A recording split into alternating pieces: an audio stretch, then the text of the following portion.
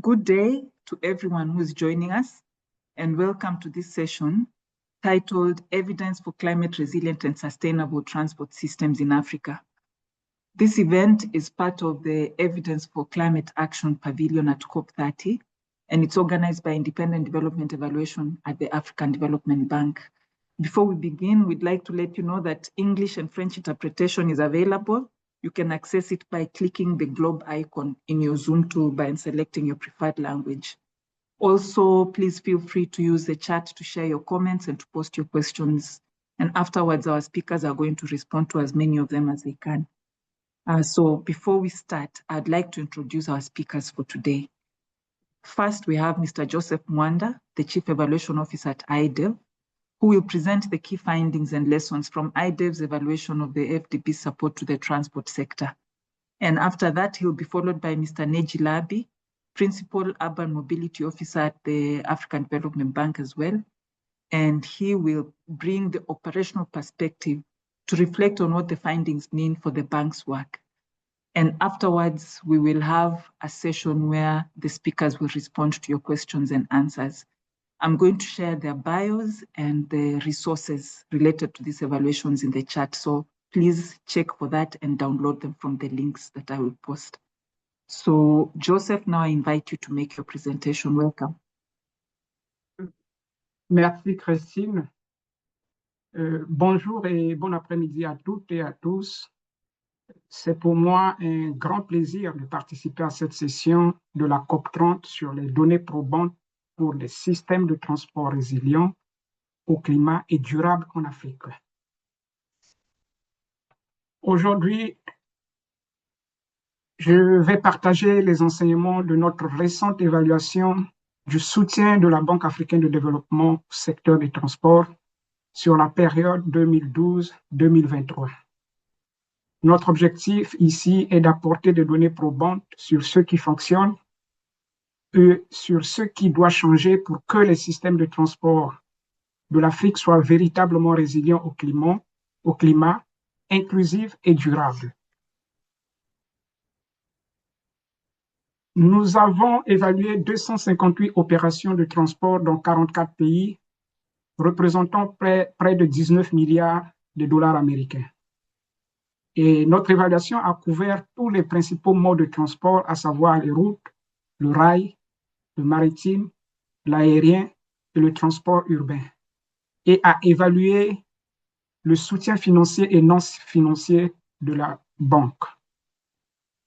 En termes méthodologiques, l'évaluation a utilisé une approche mixte fondée sur la théorie et des sources de preuves multiples, combinant ainsi l'analyse de portefeuille, l'analyse documentaire, les études de cas, les évaluations groupées et l'analyse géospatiale pour évaluer un peu les impacts. Il est toutefois important de noter que nos conclusions ont éclairé le nouveau plan d'action pour les transports durables de la banque sur la période 2025-2029, influençant ainsi les futurs investissements dont une mobilité intelligente face au climat. Il convient de rappeler le rôle crucial du secteur des transports en ce sens qu'il est l'épine dorsale de la croissance et de la résilience climatique de l'Afrique. Il stimule le commerce régional, la compétitivité économique et l'accès à l'emploi, au marché, à l'éducation et à la santé, en particulier pour les communautés rurales. Pourtant, les systèmes de transport africains restent vulnérables aux inondations, au stress climatique, au stress thermique et à l'érosion, tout en faisant face à une urbanisation rapide et à la congestion.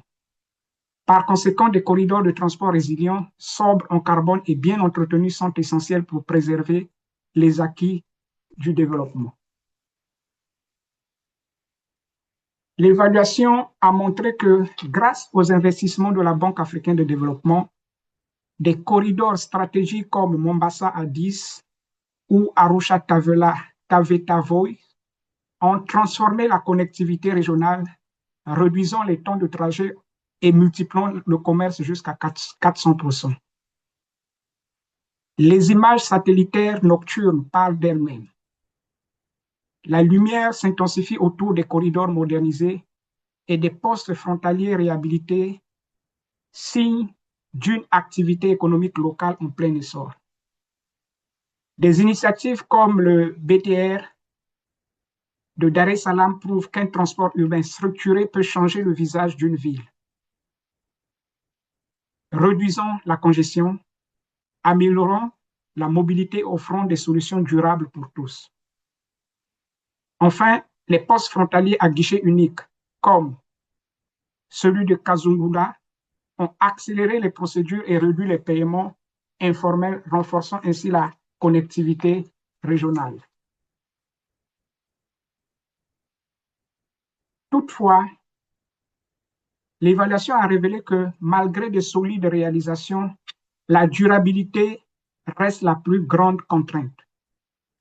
Le sous-financement de l'entretien entraîne une détérioration prématurée des routes. Les mesures de résilience climatique sont souvent conçues, mais pas mises en œuvre dans les normes techniques.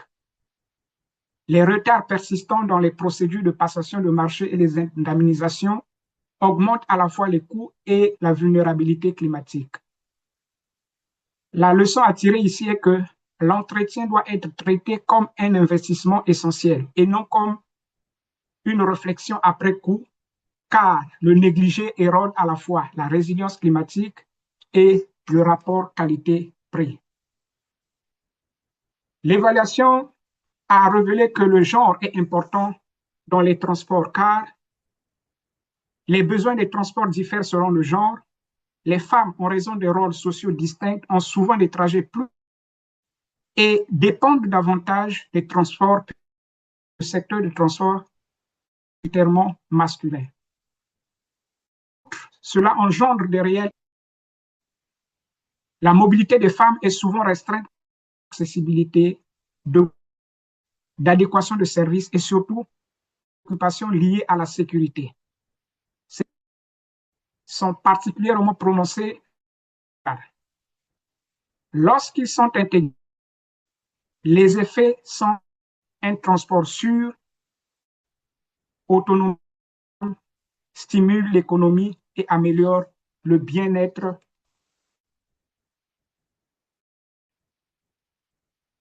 Les principes liés au genre sont dans les transports africains, dans le diapo précédent.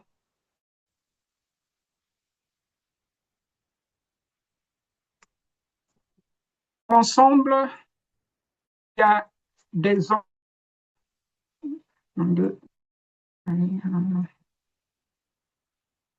OK. Dans l'ensemble, bien que le projet est différé par leur portée, ils ont en commun de pleinement atteint leurs objectifs en matière d'égalité ou d'inclusion de genre. L'évaluation révèle les efforts d'intégration se concentrent en amont aux actions, mais manquent lors de l'exécution et du suivi des projets. Explique en grande partie l'orientation institutionnelle sans objectif ni données désagrégées, en matière d'inclusion diffuse et difficile à appliquer.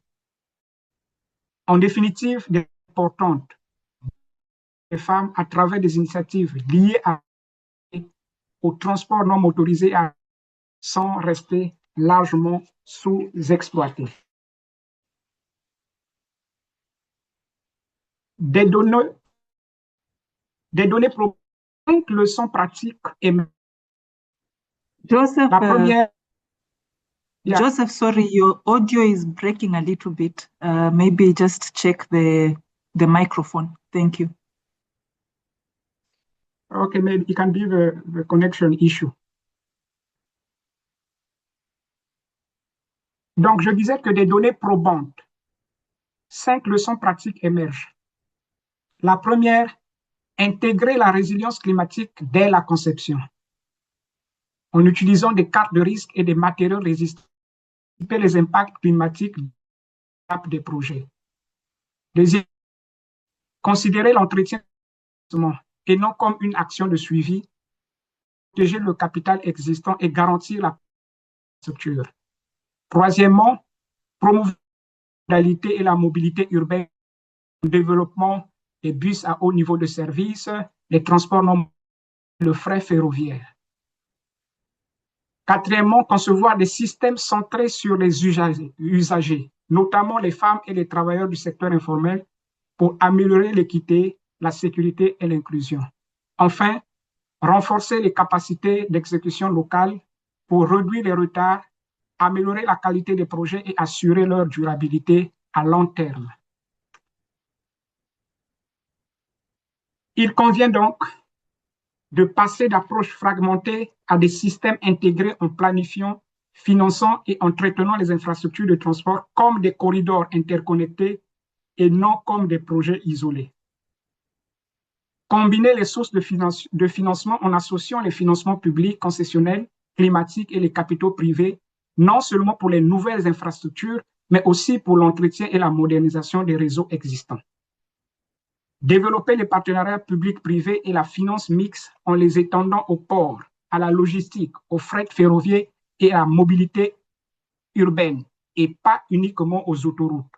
Et enfin, soutenir les gouvernements dans la standardisation des normes techniques résilientes au climat, afin que la résilience devienne la norme et non l'exception, dans la planification et la mise en œuvre des projets.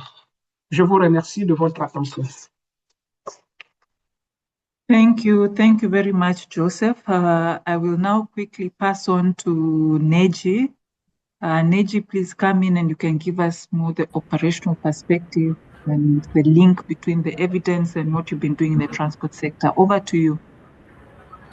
Thank you, Christine and Joseph, for the very, very nice presentation. And I think let's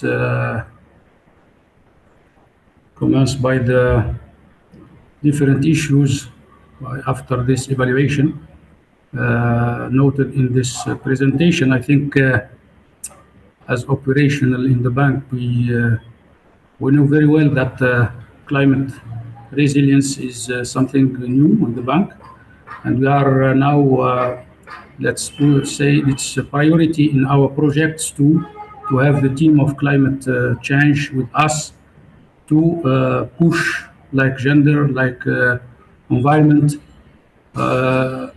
forward to the solution for the climate resilience for our infrastructure projects, especially roads, railway and ports.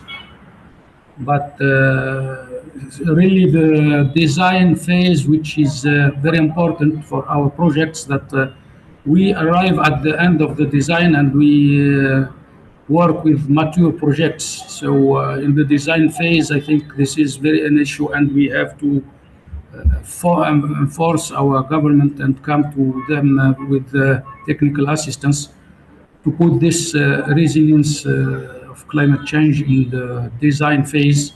That can also will be very helpful to come over these different issues.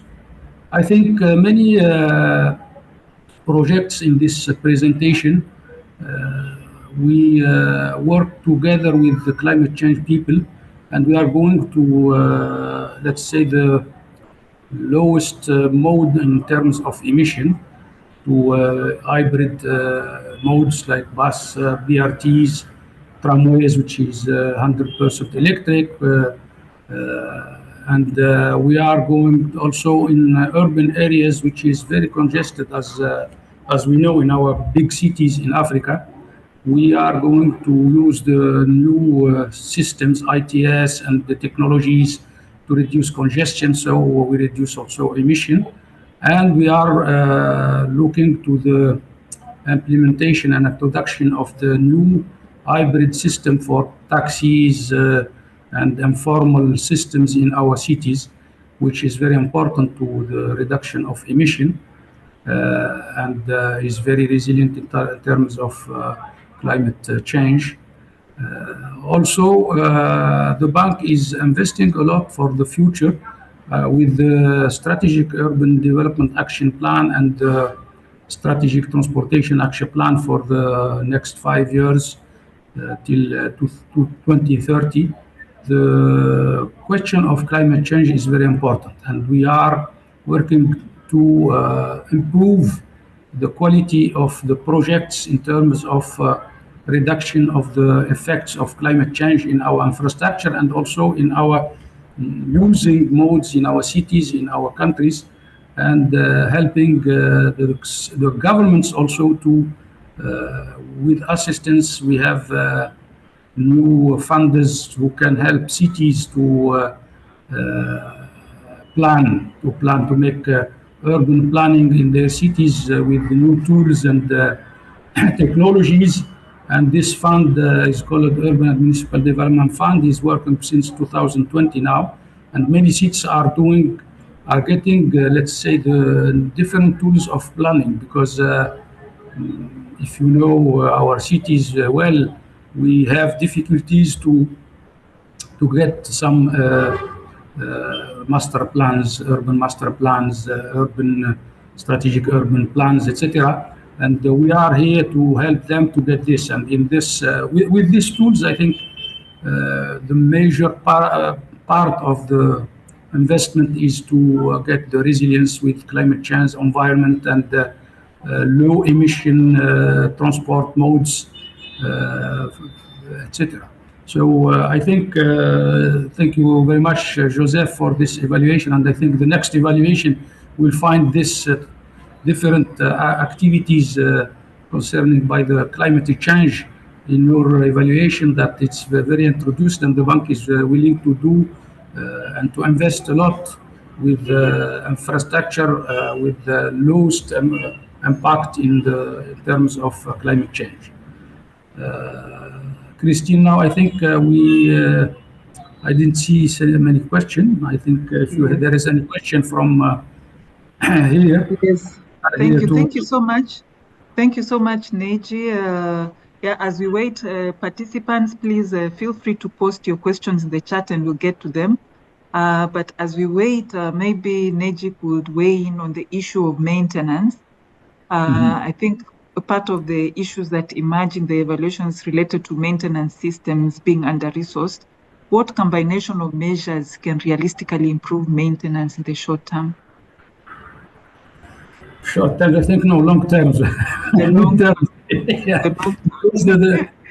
issue of the maintenance for our infrastructure in Africa is the absence of funds, and many, let's say, multilateral development banks, the African Bank and the World Bank, they put in many countries let's say, the maintenance funds in many countries, and they work a few years, and then there is no funds in these funds. So the problem is there, that we are collecting some funds from fuel, from taxes, from anything, but at the end, the fund will not get this money, because there is other priorities for our countries. As you know, they need funds for health, for education, for many things. So the funds, they found themselves, let's say, empty. And I think we are thinking about many solution to get these funds working well as they were, let's say, built, because infrastructure without maintenance is going to disappear very soon.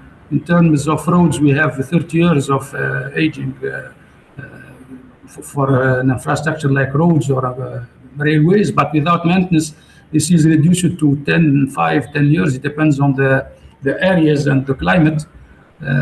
This is very important, and I think the bank is working. We have right now with our department, we are thinking to launch a study for this maintenance improvement of road funds to get some funds, let's say, very strong. Thank you very much. I think that touches on the question that Sabine had also asked in the chat related to exogenous issues like procurement that affect availability of maintenance services. So then Arunjana is asking, could there be a role for MDBs? Yes. Christina, Joseph, would like to add it? Yes, please. Yeah, please I want to add something on the maintenance aspect. as you know, in our network, we have a lot of road than airway or railway. And actually, in terms of maintenance, there is a thinking around moving from road to railway.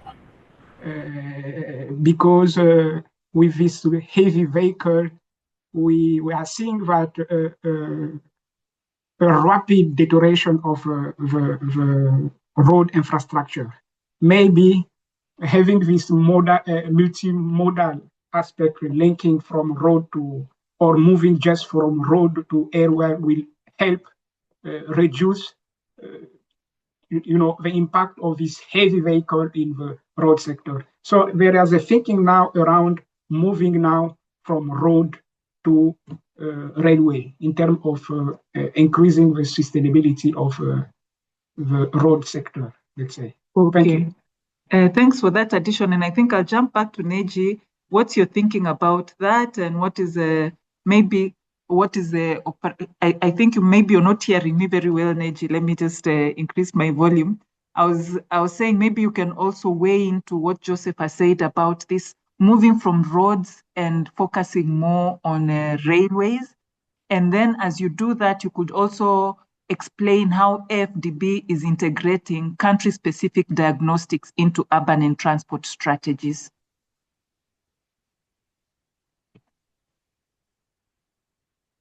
Please unmute yourself. Thank you. Sorry. Yes, as you may know that, yes, in Africa we have low infrastructure in railways, and for freight, the airways is the most probably important mode because it's a high capacity of transportation. One train can probably replace 10 to 50 trucks. And as you can see, this is very important in terms of emission, etc. And the safety also is better in railways. The bank is now looking to invest. We have a lot of projects right now for the next year. We have in Algeria one project of 600 kilometers of railways. We are looking in Nigeria, the east part also. So I think the bank is aware about this shifting from lower modes to high capacity modes like railways. Even in urban areas, there is a lot of metros that are being implemented right now. We are in Abidjan, and we know that there is a big project of metro of Abidjan under construction right now, and this will help to reduce congestion on roads and eliminate a lot of small modes on roads. For the urban strategies, yes, the specificity of each city, not only the country, because in one country we have different specificity in terms of cities and urban areas. Yes, the diagnostic is taking in account all these specificities, and let's say the outputs are related to these different specificities, and we are cooperating with different partners in the city and the users and different people, different type of people, commercial, residential, and the gender part also. So the AfDB-IDEV is helping to get these urban strategies.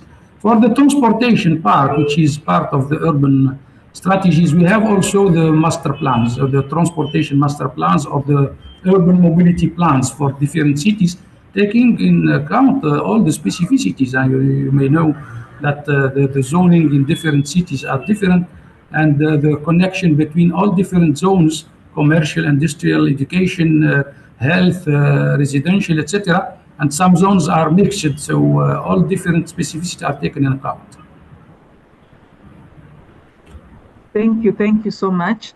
One last question, and then Neji, I'll invite you to make a closing remark. So could there be a role for MDBs working together on certain aspects of mainstreaming, climate resilience, and gender considerations in the transport sector? So, for example, sharing knowledge of what the kinds of mainstreaming could look like, what works, what doesn't, common standards and best practices, etc. So what role could MDBs play? Okay, so, my answer is very yes, because working in many projects, we are co-financing with different partners, with different MDBs, and we are working also. The bank is partner for many other, let's say, sub MDBs like SATP, like the European Union, EBRD, EIB, etc. So we are sharing all the different documents, and we participate with the United Nations Habitat in different activities for the urban housing and transportation, mobility, etc. So let's say the contact is very close, and we have different activities together every year. So we work together, and we want to deepen this working together for the future. Okay, thank you. Joseph, I'll just ask you maybe in a minute. You were talking, I think earlier you were talking about issues of the gendered nature of transport systems. So what inclusion considerations would need to be made if a shift in a shift to railways based on what the evaluations have found out so far? I think the issue of railway, actually, it came with the same issue we are facing in terms of road or in terms of road infrastructure. So this is why I'll give you an example. In Tanzania, well, this is the example of BTR. But let's say having railway is not having isolated infrastructure. What we need is something connected. You see, for instance, when you have a metro, for instance, when you have a metro, when the people leave a metro to go and use another transport mode, the issue of security remains. So we need to take all these aspects in consideration when you are designing this kind of intervention. You can leave the rail, and we need to take another transport mode. But between the railway and the other mode, the issue of security may be again, because maybe there is a direct connection from the railway and the new road mode the people will get. So bringing railway will also create some issue if there is not intermodality. Good. Thank you. Thank you so much. Just to add on the issue of working together, we need to know that in each country there is a working group on transport sector. So it's the way all development partners work together.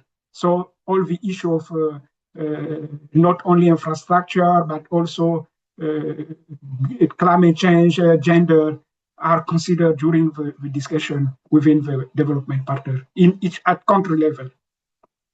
Great, thank you so much. Yeah, thank you. Thanks. I think now we are winding up. Time really runs very fast when you're having an interesting conversation.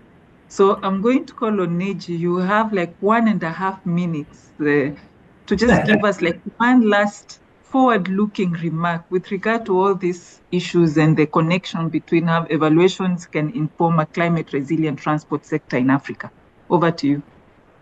Thank you, Christine. I think many things are said in this meeting, and I think the question from the panel is very important, and I think that the bank is part of the MDBs in the world, and Africa needs to work with all different partners.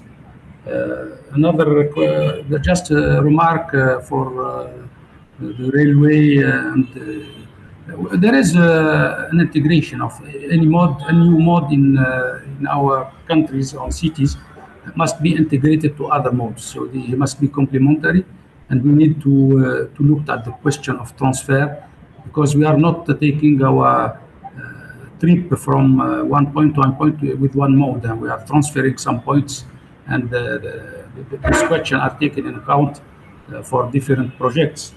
And for the climate change, I think the African people and countries now, they are very aware, because in our projects we push too much on this question, and even many countries, they don't have any strategies or any guidelines for this climate change things in design or in implementation. But right now we cannot do any project without this question. And I think time is over. Time, yes. Don't give us too much time. Okay. Thank you. No, but I think it's a very nice, you brought out a very key issue about thinking about the, like holistic planning of mobility and transport infrastructure in the urban cities. So with that, I'd like to thank everyone. Thanks to the organizers, to the hosts. Thank you to the interpreters and the IDEV team that has been behind the scenes. And we welcome you to continue attending the online events at the E4CA Pavilion. Thank you and have a nice day. Goodbye.